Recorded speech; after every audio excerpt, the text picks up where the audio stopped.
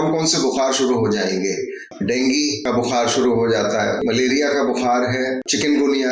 Allopathy में जो सबसे अच्छी दवाई है और सुरक्षित दवाई है वो पैरासीटामोल है। तो जैसे मैं कहता हूँ 3H, होम केयर, हाइड्रेशन और हाइड्रोथेरेपी।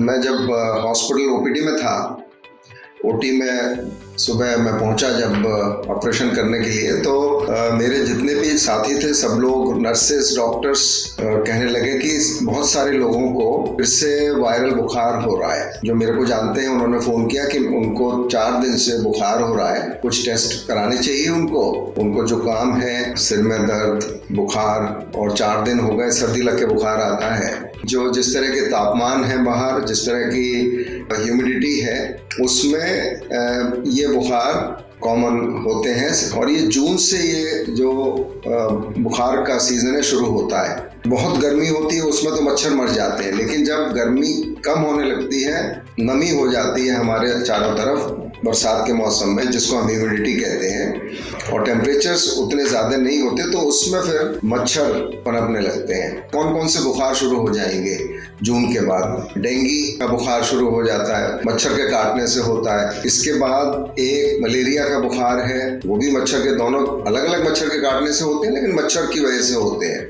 चिकनगुनिया, वो भी मच्छर के काटने से होता है। फिर बरसात के मौसम में और एक समस्या आती है जिसमें हम अगर रखा हुआ खाना खाएं या दूषित पानी पिए तो उससे टाइफाइड रिस्क है वो बढ़ जाता है। और अभी कोविड ठीक है बहुत कम हो गया है, लेकिन कोविड पूरी तौर से अभी गया नहीं है। बुखार होता है तो उससे परेशान होने की आवश्यकता नहीं है। अगर कोई भी बुखार हो और उसमें हमारा शरीर का तापमान ज़्यादा हो तो उसको कम करना बहुत आवश्यक होता है। हमें घर में रह के क्या करना है कि अपना बुखार कम करना है। उसके लिए एलोपैथी में जो सबसे अच्छी दवाई है और सुरक्षित दवाई है वो पैरासीटामोल है। उसका 650 मिलीग्राम का कोई भी वयस्क ले सकता है। बच्चों में उसकी मात्रा थोड़ी सी कम हो जाती है।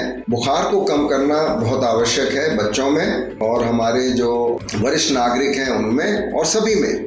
बुखार बहुत देर तक ऊपर नहीं रहना चाहिए, उससे फिर हमारे दूसरे अंगों पर दुष्प्रभाव पड़ने लगता है अगर बुखार ऊपर रहता है। तो जैसे मैं कहता हूँ 3H, होम केयर, हाइड्रेशन और हाइड्रोथेरेपी। तो होम केयर में तो आगे आप आराम कर रहे हैं, आप पूरे अपने शरीर में पानी की कमी नहीं होने दे रहे हैं, उसको हम हाइड्रेशन कहते हैं कि उसमें आप पर्याप्त मात्रा में तरल पदार्थ लें, पानी अधिक पिएं, और साथ में कोई भी पीने की चीज़ आप ले सकते हैं। तो किसी भी तरह से आपके शरीर में पानी की मात्रा कम नहीं होनी चाहिए। और बुखार अगर बहुत तेज हो रहा है और दवाई खा के भी नीचे नहीं आ रहा तो फिर हम उसको हाइड्रोथेरेपी बोलते हैं, कोल्ड स्पंजिंग जिसे कहते हैं। ठंडे पानी की पट्टी सिर पर रख लीजिए, हाथ पैरों पर रख लीजिए, तलवों पर रख लीजिए, बगल में, इधर नीचे पैरों में। तो इसका जो उद्देश्य है कि बुखार कम से कम समय में आपको ऊपर रहे और जल्दी से जल्दी नीचे आ जाए। तो अगर दवाई से नीचे नहीं आ रहा तो उसको कोल्ड स्पंज करके नीचे लाना, ठंडे पानी की पट्टी या इवन नॉर्मल पानी की पट्टी रख के पंखा चला के, और बुखार उसमें कम हो जाता है। और आमतौर से जितने भी ये वायरल संक्रमण है 3 से 4 दिन में ठीक हो जाते हैं। ब्लड टेस्ट का एक उद्देश्य ये होता है कि खासतौर से अगर डेंगू है, प्लेटलेट काउंट कब गिरता है, जब बुखार उतर जाता है। तो उस दौरान अगर शरीर में हाइड्रेशन हमारा ठीक है, खून गाढ़ा नहीं है, तो प्लेटलेट काउंट भी आपका ठीक रहेगा।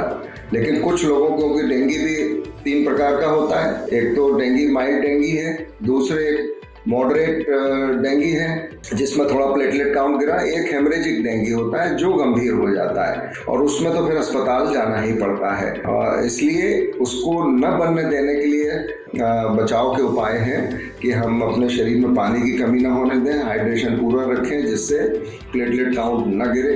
लेकिन कुछ लोगों को, हालांकि ये जो कॉम्प्लिकेशन है सीवियर डेंगू की, जिसमें हेमरेजिक फीवर जिसे कहते हैं, या जिसमें प्लेटलेट काउंट गिरता है, तो सबका नहीं गिरता है।